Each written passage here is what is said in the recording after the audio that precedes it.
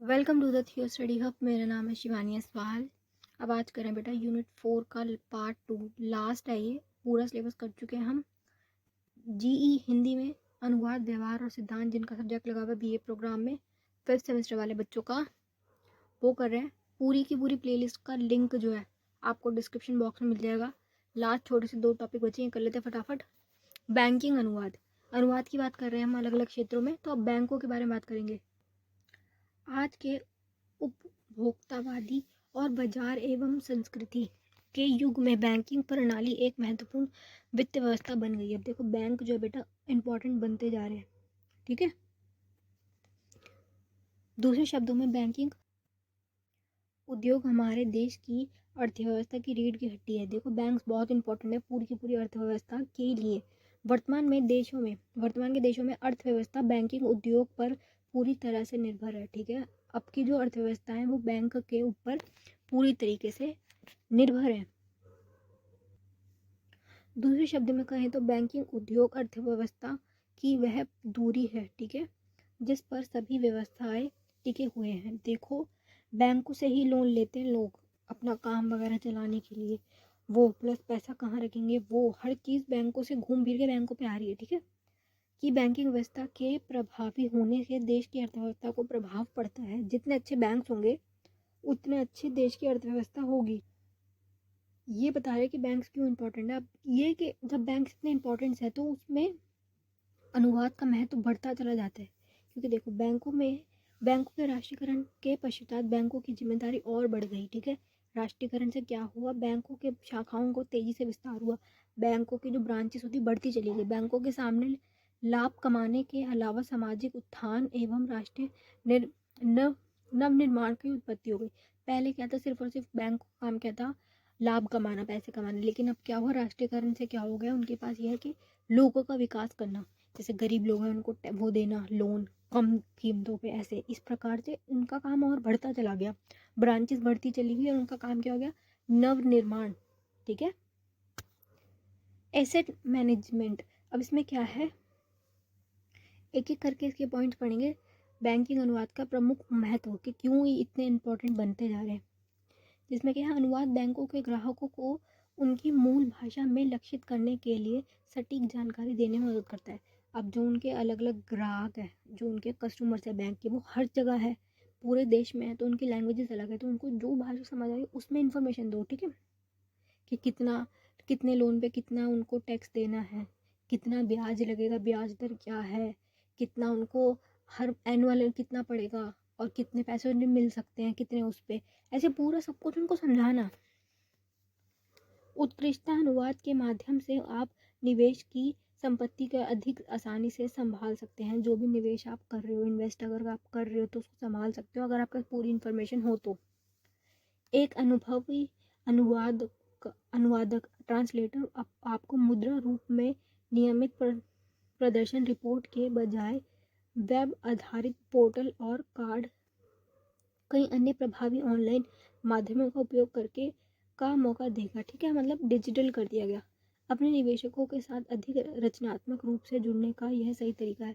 रचनात्मक क्या होता है, मतलब क्रिएटिविटी रूप से, कि उनको ऐसे मुंह से समझाने से अच्छा है उनको तुम डिजिटली समझाओ। निवेशक सूचना का उपयोग करना चाहते हैं। अब जो निवेशक है ना, उनको अगर पूरी इन्फॉर्मेशन मिल जाती है ना, तो फिर वो उसका उपयोग करते हैं, क्योंकि लोग डरते हैं कि बैंकों से अगर ऐसे लोन ले लिया और हम लोन नहीं चुका पाए तो हम क्या करेंगे, बैंक तो हमारे घर आ जाएगा। बैंक वाले घर आ जाते ना। तो इनका ये कि उनको पूरी इन्फॉर्मेशन दो कि ऐसा नहीं है, उनके लिए बहुत सारी लाभ की नीतियाँ बनाई हुई हैं। उनको ये समझाना, उनको पता ही नहीं होता कि इतना हमारे लिए किया गया है। जब वास्तविक निवेश अपने धन को साझा करना चाहता है तो वह ज़्यादातर कंपनियों की प्रेस विज्ञापन, वार्षिक रिपोर्ट एवं प्रस्तुति पर निर्भर करता है। मतलब ये कि अगर कोई बंदा इन्वेस्ट कर रहा है अपने पैसे, तो क्या देखता है, बाकी की इनकी रिपोर्ट्स वगैरह देखता है। और फिर वह अपनी मूल भाषा में प्रमुख प्रमुख और सटीक जानकारी की अपेक्षा करता है।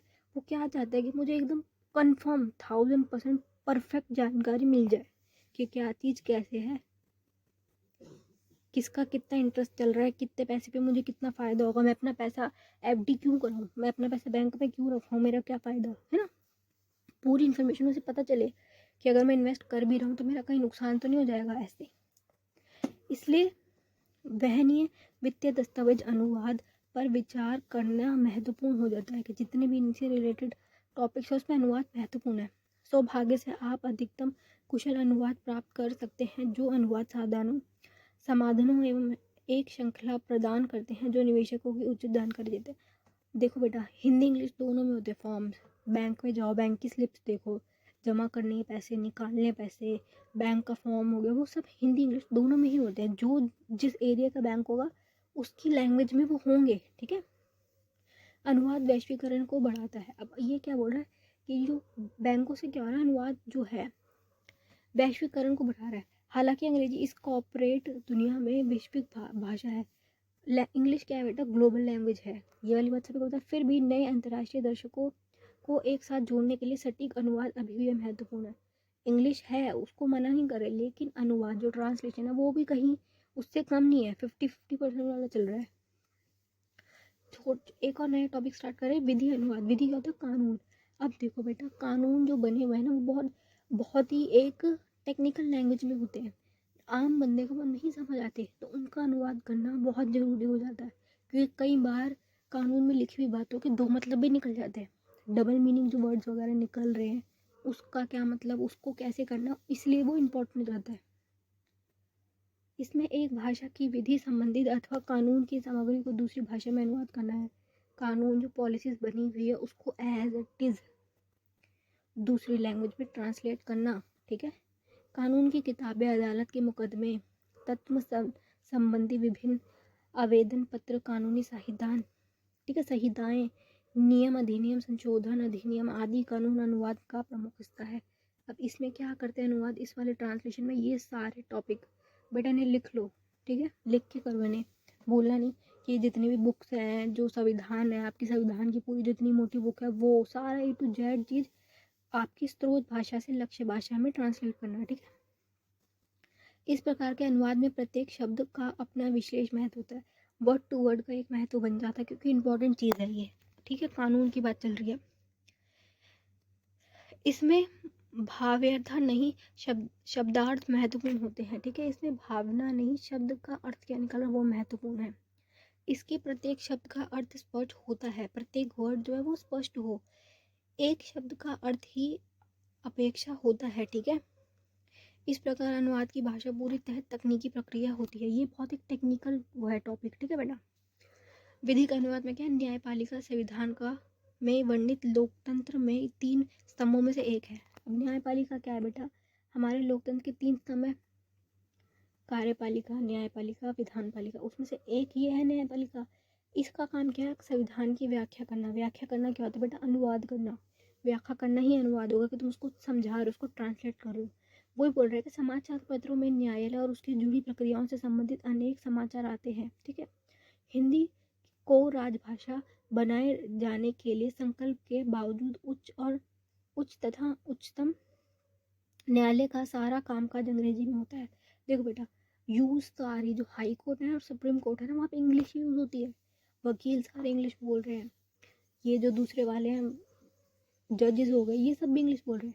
सारे निर्णय और अभिलेख अंग्रेजी में होते हैं और न्यायालय की कार्रवाई भी अंग्रेजी में ही संपन्न होती है। सब कुछ इंग्लिश में चल रहा है। एक पत्रकार के लिए जरूरी होता है कि हिंदी में समाचार बनाने हुए विधिक शब्दावली तकनीकी के रूप में सही अनुवाद करने की क्षमता हो।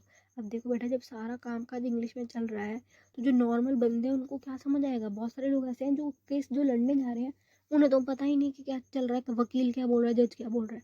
तो उनका पूरा अनुवाद करना, एक बंदा अनुवाद करने के लिए बैठा होता है तो पूरी बात उनको समझा रहा होता है, टाइप कर रहा होता है कि क्या टॉपिक चल रहा है, ठीक है बेटा। इसमें बस इतना ही है कि विधि का अनुवाद क्यों इंपॉर्टेंट हो जाता है, कैसे अनुवाद करते हैं, क्या क्या चीज़ें अनुवाद करते हैं इसमें। और बैंक वालों का, क्योंकि देखो बैंक क्या है, देश के विकास के लिए बैंक बहुत ज़रूरी है। बस ये इससे ज़्यादा कुछ नहीं है इसमें। बाकी सिलेबस पूरा हो चुका है आपका, पूरी प्लेलिस्ट मैंने करा दी। आपका administration and public policy, your law your right, सेक में जो सब्जेक्ट है वो भी करवा दिया है। इस वीडियो के डिस्क्रिप्शन बॉक्स में देखो सारे लिंक मिल जाएंगे, पूरी प्लेलिस्ट के लिंक मिल जाएंगे, उन्हें ज़रूर देखिएगा। कोई चीज़ नहीं समझ आ रही है तो आप कमेंट बॉक्स में पूछ सकते हैं। बाकी पूरा सिलेबस हो चुका है। Best of luck for your exam. आपका एग्ज़ाम अच्छा जाए, बस मैं ये चाहती हूँ। चलिए बाय।